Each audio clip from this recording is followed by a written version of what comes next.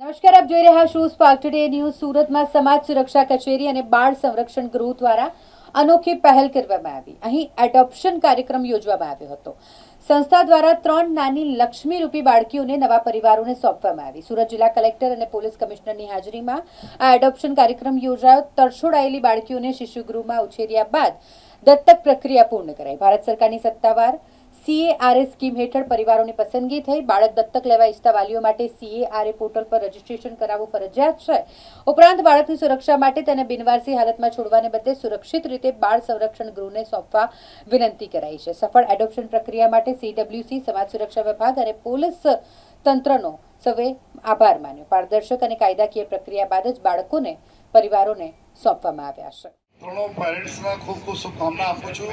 આજે આપણા સુરતમાંથી 3 લક્ષ્મીજી એક નયા ઘરમાં પ્રવેશ કરી રહી છે, તો આ લક્ષ્મીના પ્રવેશથી આ ત્રણો ઘર ખૂબ સુખી રહે એવી મારા પરિવાર તરફથી અને પૂરા વહીવટીતંત્ર સુરત તરફથી ખૂબ ખૂબ શુભેચ્છા।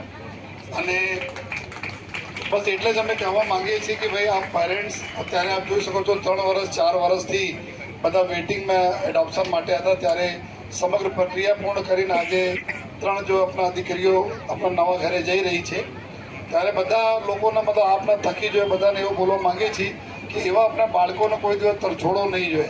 કોઈ અમે લોકો જોઈએ છીએ કોઈ તલાબના પાળા ઉપર મળે, કોઈ કૂડાદાનમાં મળે, કોઈને જાનવર કાઢી લેતા હોય, કોઈ ચીંટીઓ કાઢી લેતા હોય। આ પ્રકારની સ્થિતિમાંથી અહીંયા અમારા જો શિશુગૃહ છે અહીંયા બાળકોના દીકરીઓને લઈ આવવામાં આવેલા।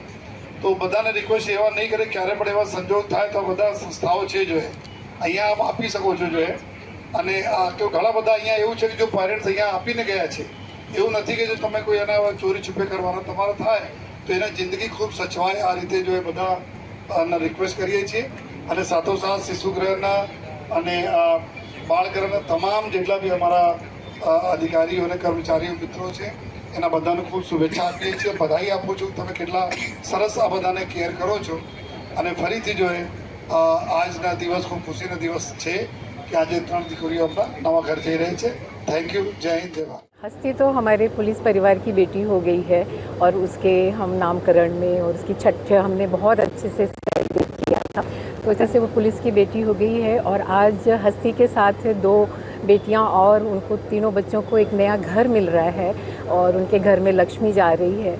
तो और बेटियां तो घर की खुशियां होती हैं और समाज की शक्ति होती है, भविष्य की आशा होती है। और आज आपके माध्यम से मैं ये ज़रूर कहना चाहती हूँ कि एडॉप्टेशन को आप दया ना समझें, कोई भी उसको दया ना समझे, क्योंकि हर बच्चे को जो जन्म लेता है ना, उसको एक परिवार, एक खुशी, एक उसका वो हक होता है, तो वो उसको मिलना ही चाहिए। और एडॉप्टेशन तो प्रेम का एक बहुत ही सुंदर रूप है, प्यार का एक बहुत ही सुंदर रूप है। और यही बाकी तो हमारे ऑफिसर लोग ने बता ही दिया है कि आप बच्चों को इस तरह ना डालें, कहीं नदियों के किनारे पड़े होते हैं, कहीं पेड़ों के नीचे पड़े होते हैं, ऐसा ना करें। शिशुगृह में बच्चों को लाएं और इन तीनों बच्चियों के भविष्य की कामना करती हूँ। हाँ जी, मुझे तो पता नहीं, मैं बहुत ज़्यादा भावुक हो रही हूँ, अपने आप को मैं बहुत कंट्रोल कर रही हूँ कि एक अलग सा अटैचमेंट तो हो ही गया है उनके साथ। और उनके साथ कि मैं हर बच्चे को जब भी देखती हूँ इस तरह, तो मुझे एक अलग सी फीलिंग आती है जिसको मैं बयान नहीं कर सकती। बट इस बात की बहुत खुशी है कि उसको एक बहुत अच्छा घर मिल रहा है, उसका भविष्य बहुत अच्छा होगा। और यही ईश्वर से कामना है कि सभी बच्चे, जितने भी बच्चे अभी यहाँ पे हैं, सबको एक अच्छा परिवार मिले। Thank you. आज समाज सुरक्षा कचेरी और बाळ संरक्षण गृह खातेथी આપણે 3 લક્ષ્મીઓને તેમના પરિવારને સોંપવામાં આવ્યા છે। માનનીય CP સાહેબે કીધું એમ જે હસ્તી છે તે પોલીસ પરિવારને મળી હતી અને ત્યાર પછી અહીંયા આપણે શિશુગૃહમાં તેનો ઉછેર કરવામાં આવ્યો હતો।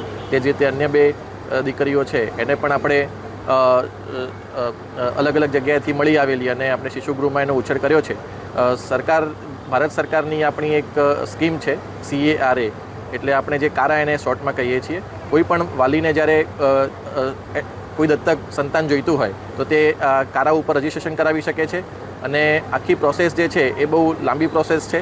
અમે દરેકે જે બાળક છે એનું રજીસ્ટ્રેશન આ સોફ્ટવેર ઉપર કરેલું હોય છે। એ વાલી પોતે એ બાળકની વિગત જાણી શકે છે, ત્યારબાદ એ વાલી વારસ જે છે એ ખરેખર એને ઉછેર માટે સક્ષમ છે કે નહીં એ તમામ બાબતોની ખાતરી કર્યા પછી જ એ આપણે બાળક જે છે એ વાલીને સોંપવામાં આવે છે।